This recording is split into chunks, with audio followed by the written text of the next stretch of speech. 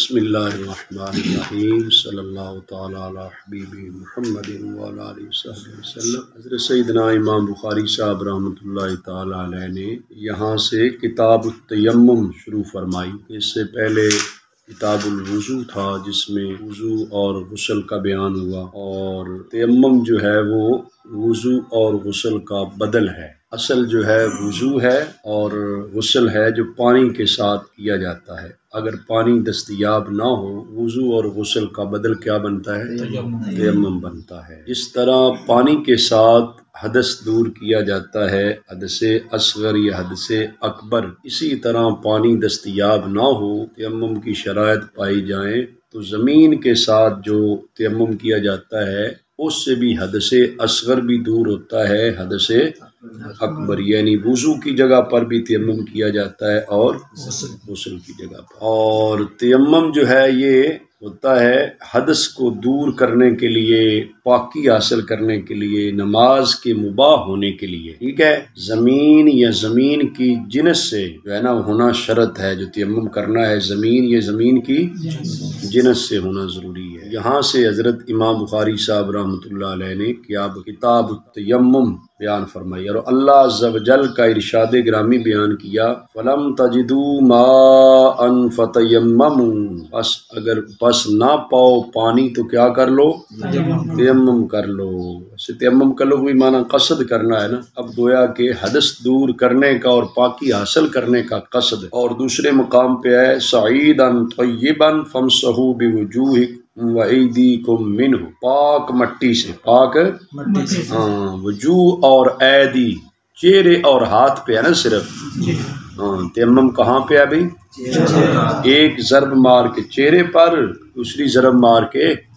ہاتھوں پر، انہیوں سمیت، یہ تیمم ہے۔ حضرت امام بخاری صاحب رحمۃ اللہ تعالی علیہ نے یہاں پر دونوں قرآنی آیات کا ذکر فرمایا جن میں تیمم کرنے کا حکم دیا گیا، ایک سورہ مائدہ تو دوسری سورہ نساء، دونوں صورتوں کے اندر جو ہے آیت تیمم موجود ہے۔ اور جو پہلے اتری آیت تیمم وہ سورہ مائدہ والی، حضرت امام بخاری صاحب رحمۃ اللہ علیہ جو روایت لے کر آئے وہ حضرت ام المؤمنین سیدہ عائشہ صدیقہ رضی اللہ عنہا زوج النبی صلی اللہ علیہ وسلم سے ہے۔ آپ فرماتی ہیں، خرجنا مع رسول اللہ صلی اللہ علیہ وسلم فی بعض اسفارہ، ہم رسول اللہ صلی اللہ علیہ وآلہ وسلم کے ساتھ ایک سفر پہ گئے، حتی اذا کننا بالبیضاء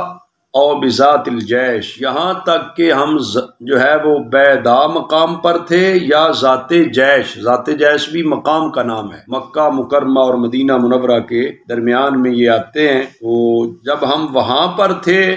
انقطع عقد لی، حضرت عائشہ صدیقہ رضی اللہ عنہ فرماتی ہیں میرا ہار ٹوٹ گیا، میرا عقد میں نے ہار، عقد میں نے انقطع منقطع ہو گیا، ٹوٹ گیا۔ فاقام رسول اللہ صلی اللہ علیہ وسلم علی التماسہ واقام الناس معه، رسول اللہ صلی اللہ علیہ وآلہ وسلم بھی ہار کی تلاش میں وہاں پہ ٹھہر گئے، اور صحابہ اکرام رضوان اللہ علیہ مجمعین بھی ہار کی تلاش میں وہاں پہ ٹھہر گئے۔ اس سے پتہ چلتا ہے، ایک تو شارحین حدیث کہتے ہیں کہ یہ ہار تو حضرت اسماء بنت صدیق اکبر رضی اللہ عنہا سے ادھار مانگ کے لے کر گئی تھی، ادھار چیز لینے کا ثبوت بھی، اور پھر ادھار لی ہوئی چیز بندے کے تصرف میں آ جائے، بندہ استعمال کر رہا ہے تو وہ اس کو کہہ سکتا ہے کہ میری چیز گم ہوئی ہے۔ سمجھ آ رہی ہے؟ ظاہر پہنا ہوا تو آپ نہیں تھا نا، تو وہ گم ہو گیا، تو آپ نے فرمایا میرا ہار گم ہو گیا تھا، وہ حضرت اسماء کا ہار، لیکن ان سے ادھار لے کر حضرت عائشہ صدیقہ رضی اللہ عنہا لے کر گئی تھی نا، تو جس کے تصرف میں مال ہوتا ہے وہ کہہ سکتا ہے کہ میرا مال گم۔ اور تیسری بات یہ بھی ہے کہ کوئی چیز گم ہو جائے تو اس کے لیے ٹھہرنا، چیز کو ضائع نہیں کرنا چاہیے، حتی الامکان حتی المقدور کوشش ہونی چاہیے کہ کوئی چیز ہے تو اس کو ضائع ہونے سے بچایا جائے۔ اس لیے آقا حضور علیہ السلام بھی ٹھہر گئے، صحابہ اکرام بھی ٹھہر گئے، لیکن جہاں پہ ٹھہرے نا وَلَيْسُوا عَلَى مَا وہاں پر پانی نہیں تھا، وہاں پر پانی نہیں تھا۔ فَأَتَى النَّاسُ إِلَىٰ أَبِي بَكْرٍ الصِّدِّيقِ رضی اللہ تعالیٰ عنہ، لوگ حضرت سیدنا صدیق اکبر رضی اللہ تعالیٰ عنہ کے پاس آئے۔ صحابہ اکرام نے حضرت سیدنا صدیق اکبر رضی اللہ تعالیٰ عنہ سے آ کر کہا اَلَا تَرَىٰ مَا صَنَعَتْ عائشہ، ہے پیارے صدیق اکبر آپ نہیں دیکھ رہے کہ عائشہ صدیقہ رضی اللہ عنہا نے کیا کر دیا؟ اقامت برسول اللہ صلی اللہ علیہ وسلم والناس وَلَيْسُوا عَلَىٰ مَا وَلَيْسَ مَعَهُمْ مَا، سیدہ عائشہ صدیقہ رضی اللہ عنہ نے حضور علیہ السلام کو بھی ٹھہرا دیا، لوگوں کو بھی ٹھہرا دیا، یہاں پر پانی بھی نہیں ہے، یہاں پر پانی بھی نہیں ہے اور لوگوں کے پاس بھی پانی نہیں ہے۔ دوران سفر تھے نا، نہ یہاں پر کہیں پانی ہے تو نہ ہی قافلے میں پانی ہے۔ بات آگی سمجھ؟ صحابہ اکرام رضوان اللہ علیہ مجمعین میں سے بعض نے حضرت سیدنا صدیق اکبر رضی اللہ عنہ کو شکایت لگائی۔ اس سے پتہ چلتا ہے کوئی معاملہ اولاد کا ہو تو ان کے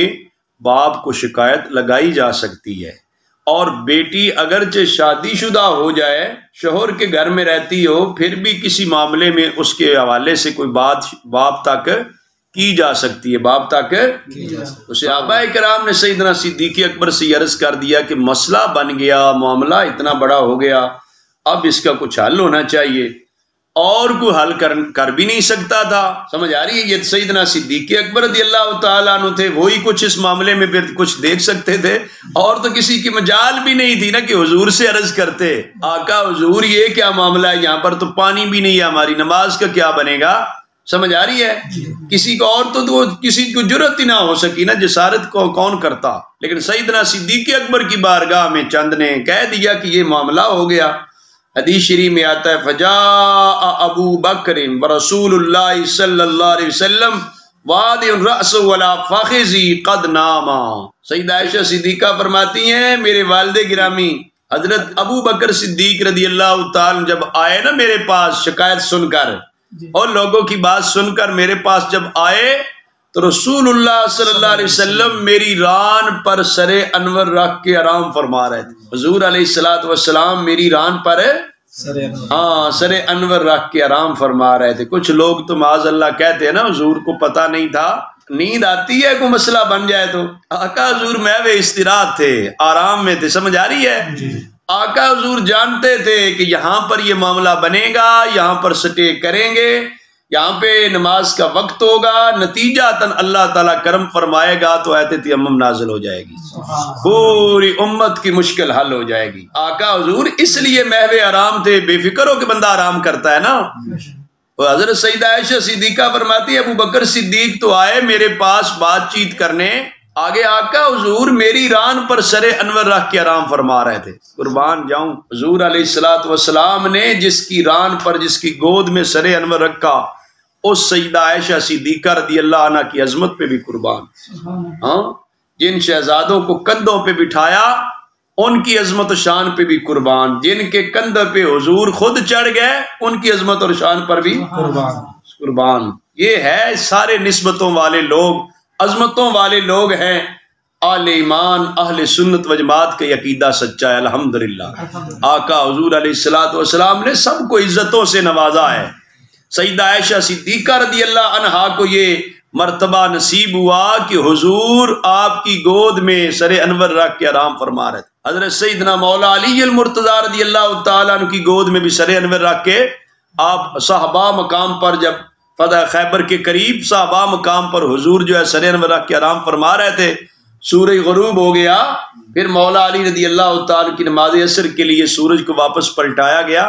تو یہ اللہ کے رسول نے عظمتیں بانٹی ہیں، سمجھ آ رہی ہے؟ حضور نے عظمت اور شان تقسیم کی ہے۔ تو فرماتی ہیں عائشہ صدیقہ رضی اللہ عنہ جب میرے والد گرامی آئے تو حضور تو میری گود میں سر انور رکھ کے آرام قد ناما سو چکے تھے۔ قد اور تحقیق کو یہ نہ کہے کہ ویسے ہی نہ، تحقیق سو چکے تھے، حضور سو چکے تھے۔ سیدنا صدیق اکبر رضی اللہ تعالیٰ نے آ کر کہا حبست رسول اللہ صلی اللہ علیہ وسلم والناس ولیسوا علی ماء ولیس معهم ماء۔ ہے عائشہ آپ نے رسول اللہ صلی اللہ علیہ وسلم کو روک رکھا ہے، یہاں پر نہ لوگوں کے پاس پانی ہے نہ یہاں پر پانی ہے، ہاں نہ تو یہاں پر پانی ہے نہ ہی لوگوں کے پاس پانی ہے۔ حضرت عائشہ صدیقہ رضی اللہ عنہ فرماتی ہے فعاتبنی ابو بکر، میرے والد گرامی نے مجھے ڈانٹا، جھڑکا، عتاب کیا، آتبنی ہاں ڈانٹ ڈپٹ کی نا۔ فرماتی ہیں وقال ما شاء اللہ یقول، ما شاء اللہ یقول،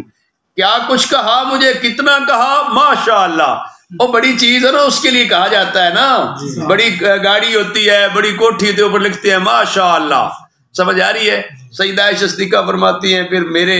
والد گرامی حضرت ابو بکر صدیق رضی اللہ تعالیٰ آ کر مجھے ڈانٹ ڈپٹ کی اور کہا کتنا، ما شاء اللہ۔ آج اولاد کو بھی چاہیے کہ والدین اگر کچھ کہتے ہیں نا، جتنا بھی کہہ لیں، او ماشاء اللہ بھی کہہ لیں، پھر بھی جتنا بھی کہہ لیں، اتنا کہہ لیں جو اللہ نے چاہا، اتنا کچھ کہہ دیا، پھر بھی اولاد کو صبر کرنا چاہیے، اولاد کو فرماتی ہیں وجعل یطعننی بیدہ فی خاصرتی، میرے والد گرامی اپنے ہاتھ کے ساتھ میری کوکھ میں کونچے مارنے لگے، کوکھ ہوتی ہے نا، میری کوکھ میں کونچے مارنے لگے کہ یہ آپ نے کیا کر دیا، یہ کیا کر دیا۔ لیکن زیادہ آواز تو اونچی نہیں کرتے ہوں گے نا، یہ تو یہ ذکر بھی نہیں ہے اور پکی بات ہے نا۔ او حضور محو آرام تھے، سیدنا صدیق اکبر آواز تو اونچی نہیں نہ کر سکتے تھے، ہاتھ کے ساتھ کونچے مارنے لگے نا، اشارے کے ساتھ نہیں ہوتا، اس طرح مطلب کرنے لگے کہ آپ نے کیا کر دیا، سمجھ آ رہی ہے۔ کہتی ہیں میرے والد گرامی نے مجھے اتنا کچھ کیا، فلا یمنعنی من التحرک الا مکان رسول اللہ صلی اللہ علیہ وسلم علی فخذی، یہ ہے مقام مصطفیٰ صلی اللہ علیہ وسلم۔ آپ فرماتی ہیں مجھے کسی چیز نے روکا نہیں تھا حرکت کرنے سے، حرکت میں نے کرنی تھی، جتنا کچھ میرے والد گرامی نے میرے ساتھ کیا اور کہا، سمجھ آ رہی ہے۔ اگر کسی چیز نے مجھے روکے رکھا، صرف یہ چیز مجھے روکتی تھی کہ میری ران پر حضور علیہ السلام جو ہے سر انور رکھ کے آرام فرما تھے، آپ محو آرام تھے، میں نے اپنے پاؤں کو اور اپنی ٹانگ کو، میں نے ران کو حرکت، کہتے تحرک سے مجھے یہ چیز روکتی تھی کہ آقا حضور کے آرام میں فرق نہ آ جائے، آقا حضور کی نیند میں خلل نہ آ جائے، آقا حضور کی نیند میں قربان جاؤں۔ صاحبزادی کس باپ کی ہے؟ اس باپ کی صاحبزادی ہے جس کی گود میں غار ثور میں حضور علیہ السلام سر انور رکھ کے آرام فرما رہے تھے، سانپ نے ڈسا، سانپ نے ڈنگ مارا ہے، وہاں پر بھی سیدنا صدیق اکبر بھی یہی فرماتے تھے، حدیث پاک میں آتا ہے کہ مجھے اور کسی چیز نے روکا نہیں حرکت کرنے سے سوائے اس کے کہ حضور علیہ السلام جو ہے میری گود میں سر انور رکھ کے آرام فرما رہے تھے، تو میں نے گوارا نہیں کیا کہ حضور علیہ السلام کی نیند میں خلل آئے، سانپ کا ڈسنا، ڈنگ مارنا، زہر چڑھ جانا، وہ سب کچھ گوارا کر لیا، لیکن حضور کے آرام میں خلل نہیں آنے دیا۔ اس باپ کی بیٹی ہے نا، صاحبزادی ہے، تو یہ بھی حضور علیہ السلام کے آرام کے لیے سب کچھ کیا ہے، حضور کے آرام کے لیے فرماتی ہے میں نے تو حرکت تک بھی نہ کی، اس لیے کہ مکان رسول اللہ صلی اللہ علیہ وسلم علی فاخذی، میری ران پر کیا تھے، حضور علیہ السلام سر انور رکھ کے محو آرام تھے۔ یہ ہے مقام مصطفیٰ صلی اللہ علیہ وسلم۔ فرماتی ہیں فقام رسول اللہ صلی اللہ علیہ وسلم حین اصبح علی غیر ماء، جب حضور علیہ السلام نے رات کو آرام فرمایا، صبح ہوئی، آقا حضور علیہ السلام صبح کی تو دیکھا کہ پانی تو موجود ہی نہیں تھا، پانی تو فَأَنزَلَ اللَّهُ عَزَّ وَجَلَّ آیَةَ التَّیَمُّمْ، اللہ عز و جل نے آیت تیمم نازل فرما دی، اللہ عز و جل نے، سبحان اللہ، تو حضور نے حکم فرمایا فَتَیَمَّمُوا، یہ آیت آگئی نا، اللہ عز و تیمم کرو، کیا کرو، تیمم کرو، مسئلہ ہی حل ہو گیا، سمجھ آ رہی ہے۔ وہ ہار گم ہونے کا تو بہانہ بنانا، امت کا تو مسئلہ حل ہو گیا کہ جہاں پر پانی دستیاب نہیں ہوگا، نماز پڑھیں گے کس طرح پڑھیں گے، تیمم کر لیں گے، تیمم کرنے کا آرڈر آ گیا، حکم آ گیا کہ تیمم کر لیا کرو۔ حضرت اسید بن حدیر صحابی رسول رضی اللہ تعالیٰ عنہ ہیں، جو ڈیوٹی دے رہے تھے ڈھونڈنے کی، جو لوگ بھی تلاش کر رہے تھے ان کے گویا کہ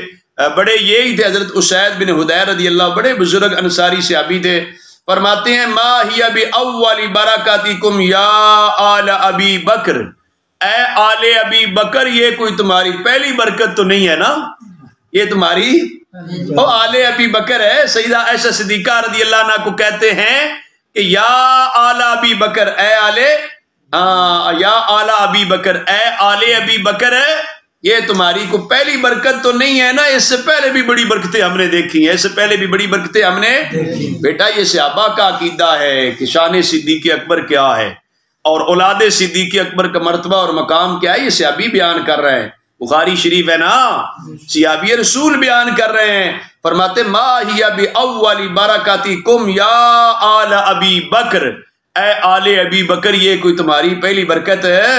نہیں ہے، ہم نے پہلے بھی بڑی دیکھی ہیں۔ حضرت عائشہ صدیقہ رضی اللہ عنہا فرماتی ہیں ایت تیمم نازل ہو گئی، صحابہ خوش ہو گئے، سمجھ آ رہی ہے، تیمم کر کے نماز پڑھ لی، فرماتی جب اٹھنے لگے نا، جانے لگے، فبعثنا البعیر الذی کنت علیہ، جس اونٹ پر میں بیٹھی ہوئی تھی نا، جب اس اونٹ کو اٹھایا تو فاصبنا العقد تحت، ہار اس کے نیچے ہی تھا، ہار اس کے نیچے ہی تھا۔ اب بتائیں کہ پھر ہار کہاں گم ہوا، کتنا گم ہوا، سمجھ آ رہی ہے، ہار تو اسی اونٹ کے نیچے ہی تھا، جب اونٹ کو اٹھایا تو نیچے ہار پڑا تھا۔ صرف مسئلہ یہ تھا کہ آقا حضور علیہ السلام اس سارے معاملے کو جانتے ہوئے یہ معاملہ ایسے ہی کرنا تھا، سمجھ آ رہی ہے بیٹا۔ آقا حضور علیہ السلام کا تو کہنا جو ہے، قول مبارک جو ہے وہ تو اس نے خدا بندی سے ہی ہے نا۔ آقا حضور علیہ السلام جو ہے اللہ تعالیٰ کے رسول ہیں، نبی ہیں، تو آقا حضور علیہ السلام کا وہاں پہ ٹھہرنا اور بہانہ یہ بننا کہ ہار گم ہو گیا، ہار تلاش کیا جائے، آپ تو خود محو آرام تھے، خود محو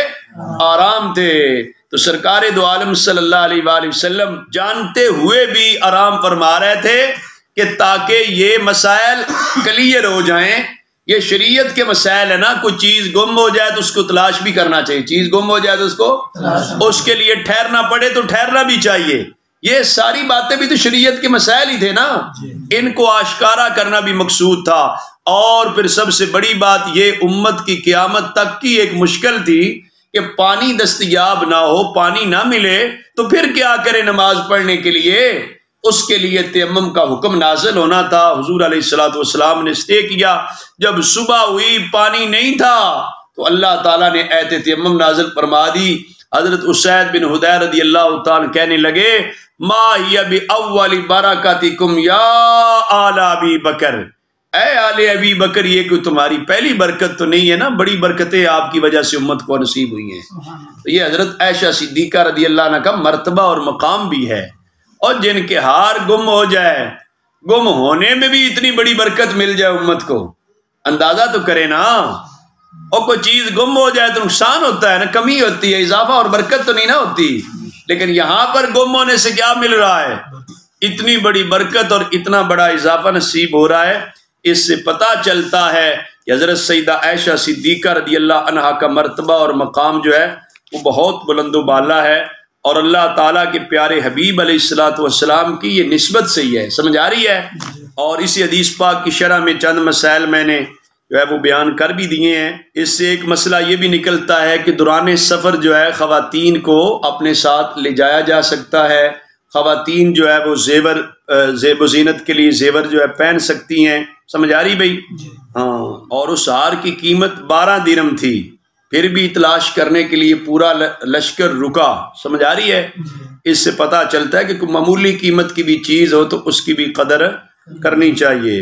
اور ایک مسئلہ شارحین حدیث نے یہ بھی لکھا کہ آقا حضور علیہ السلام سوئے رہے یہاں تک کہ صبح ہوگی، تو آقا حضور علیہ السلام پر تو تہجد فرض ہے، لیکن یہاں پر تو تہجد کا ذکر نہیں ملتا، جس سے اہل علم فرماتے ہیں دوران سفر حضور علیہ السلام پر تہجد فرض نہیں تھی، یہ دوران سفر کا واقعہ ہے نا، اس وجہ سے آقا حضور علیہ السلام کی تہجد کا ذکر یہاں پہ نہیں ہے۔